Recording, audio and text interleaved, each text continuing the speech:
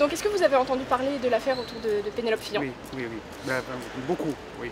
Oui, c'est très intéressant. Et qui est accusée d'avoir un emploi fictif auprès de son mari. Qu'est-ce que vous pensez de l'idée de contrôler la façon dont les parlementaires et les sénateurs répartissent les... Oui, ce n'est qu'une question de loi et d'application de la loi. Je ne sais pas s'il y a une loi qui permet réellement de contrôler ce genre de choses. Mais enfin, avec un minimum de rigueur et de précision, c'est des choses qu'on sait. Ce qu'on le sache maintenant, évidemment, est un coup politique. Mais tout le monde le savait, bien sûr. Moi non, mais certainement que tout le monde le savait. Vous pensez que c'est parce qu'il est candidat à la présidentielle que ça ressort maintenant? Oui, évidemment que oui. Oui. Mais n'empêche que le fait est là, et tant mieux. Je dirais que, vu ce que ça donne quand même l'impression que Fillon, qui se vantait d'être intègre, a quand même des affaires sur le dos, même si après on ne sait pas si c'est avéré. Pensez-vous qu'on pourrait remettre en question le fait que les sénateurs puissent embaucher des membres de leur famille? Mais je pense que ça ne devrait pas se faire. C'est juste pas vraiment de l'abus de pouvoir, mais c'est juste une sorte d'élite un peu qui se forme autour, et ça empêche un peu la mixité et tout le reste. Il y a toujours une histoire qui sort des familles. Donc je sais pas, je m'en fous royal, voilà. Est-ce que ça vous pose un problème que les hommes politiques puissent embaucher leurs conjointes dans le cadre... Non, pas du tout.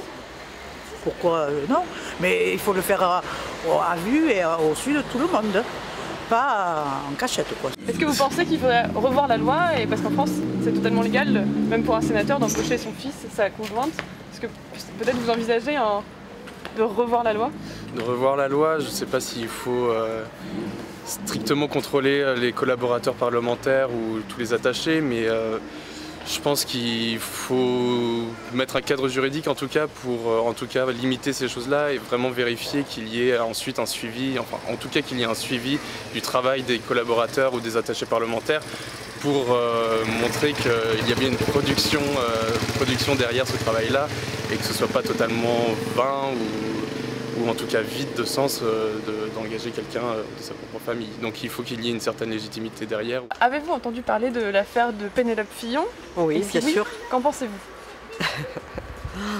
Écoutez, c'est difficile de ne pas en avoir entendu parler ce week-end. Écoutez, qu'est-ce que j'en pense? Il me semble important qu'il y ait un travail d'investigation qui se poursuive de la part des journalistes sur l'ensemble des hommes politiques et sur la rémunération, notamment des membres et des proches des hommes politiques, que ce soit des députés, des sénateurs. Donc le travail fait par le Canard enchaîné, par Mediapart notamment, c'est un travail qui mérite d'être poursuivi. Vous encouragez le travail des journalistes? Vous encouragez aussi la révélation de ces chiffres à quelques mois des élections présidentielles, par exemple? Ce que j'encourage, c'est le journalisme d'investigation. Et uniquement le journalisme d'investigation, qui me semble trop peu représenté aujourd'hui. Donc effectivement, là il y a un travail d'enquête à poursuivre. J'espère que que toutes ces informations qui ont été révélées dernièrement s'appuient sur des informations fiables, des sources sûres, des documents qui existent, qu'on ne soit pas sur un effet de communication, ce qui serait pour moi désastreux pour la profession des journalistes.